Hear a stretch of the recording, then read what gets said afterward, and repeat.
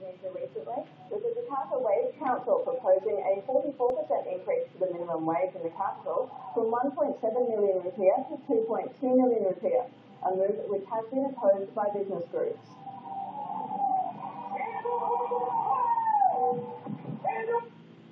Staying on workers' rights, the Indonesian Employers Association APindo says a major increase to the minimum wage in Jakarta would cripple the nation's economy.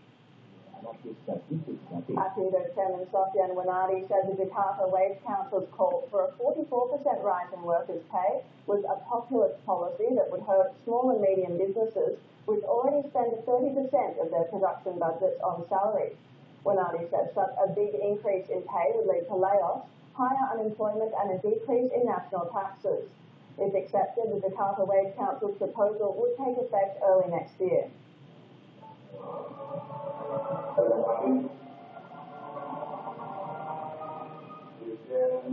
UMP 2,2 itu kita bayar, yang besar-besar bisa membayar.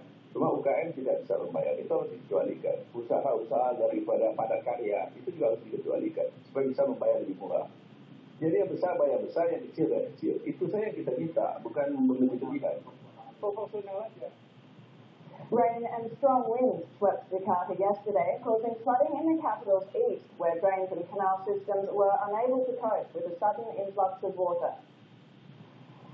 Floods also hit Bogor and the Puncak highlands in West Java, causing the Katalampa Dam to rise by 1 metre to its highest point this rainy season. Water from the dam is expected to cause further flooding in Jakarta later today.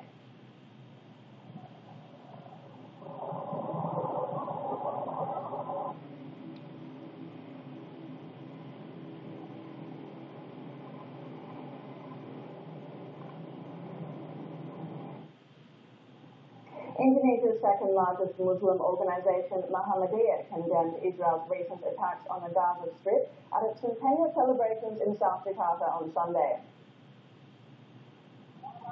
Muhammadiyah Chairman Bin Sayan Sudin said he hoped the Organization of Islamic Cooperation and other Muslim bodies would join forces to call for a United Nations sanction on Israel. Muhammadiyah was, he said, willing to help lobby for Palestine to become an independent state, but because Indonesia had no diplomatic relations with Israel, admitted it would be hard to pressure its government into a ceasefire. Muhammadiyah sangat-sangat memprotestan setiap aksi undang-undang yang diadakan oleh Israel dan Palestina. Muhammadiyah sejak dulu tetap memiliki komitmen untuk mendukung perjuangan bangsa Palestina untuk menentukan kemerdekaannya sendiri. An Israeli missile killed at least 11 Palestinian civilians, including 4 children, in Gaza on Sunday in an apparent attack on a top militant that brought a 3-story home crashing down. International pressure for a ceasefire seemed certain to mount in response to the deadliest single incident in 5 days of Palestinian rocket attacks on Israel and Israeli airstrikes on the Gaza Strip. Medical officers said 11 people, all civilians, were killed when an Israeli missile flattened the home of the Dalu family. 4 women and 4 children were among the dead. Israeli Prime Minister Benjamin Netanyahu said he hoped he had assured world leaders Israel was doing its utmost to avoid causing civilian casualties in the military showdown with Hamas. Gaza health officials estimate that 70 Palestinians, about half of them women and children, have been killed in Gaza since the Israeli offensive began on November 14, with hundreds more wounded.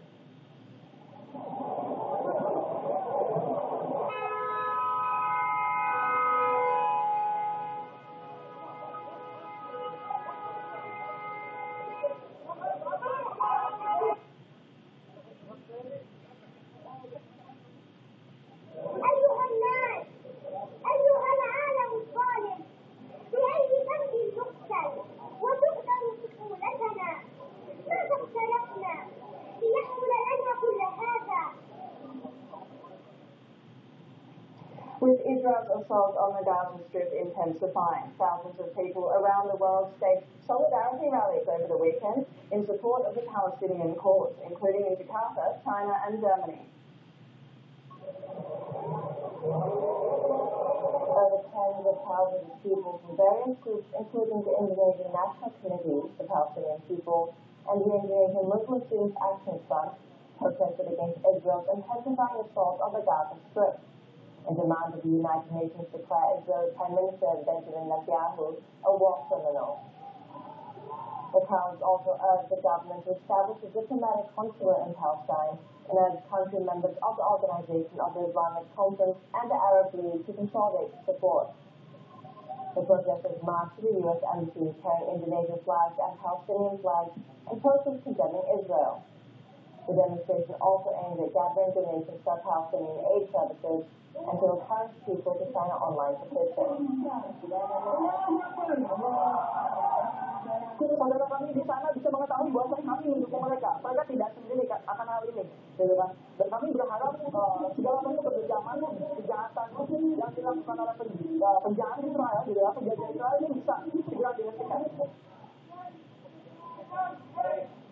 Meanwhile, dozens of protesters in Hong Kong condemned Israeli attacks in the Gaza Strip and showed solidarity to Palestinians on Sunday.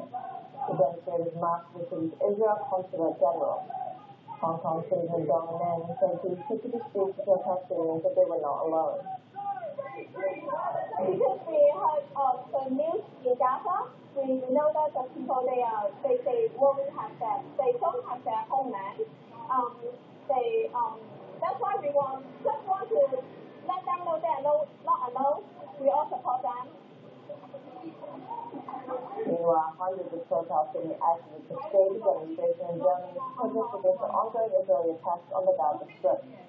Country-loving supporters of the Palestinian cause have gathered near Hermann Park Square and the ethnically diverse Lutheran district of the German capital of Berlin. Israel bombed Palestinian militant targets in the Gaza Strip in air and sea the fifth straight day on Sunday, preparing for possible ground invasion while also spelling out its conditions for troops. Hinter dem Lautsprecher waren. Wir werden am Anfang, Ich bin hier, weil ich selber palästinensische Wurzeln habe, aber selbst wenn es jetzt nicht irgendeine direkte Verbindung zu dem Land haben würde, würde ich hier demonstrieren, denn ich finde, es ist die Aufgabe eines jeden und die Pflicht, auf die Straßen zu gehen, wenn man Unterdrückung leidet und Mord in aller Welt sieht. Southeast Asian leaders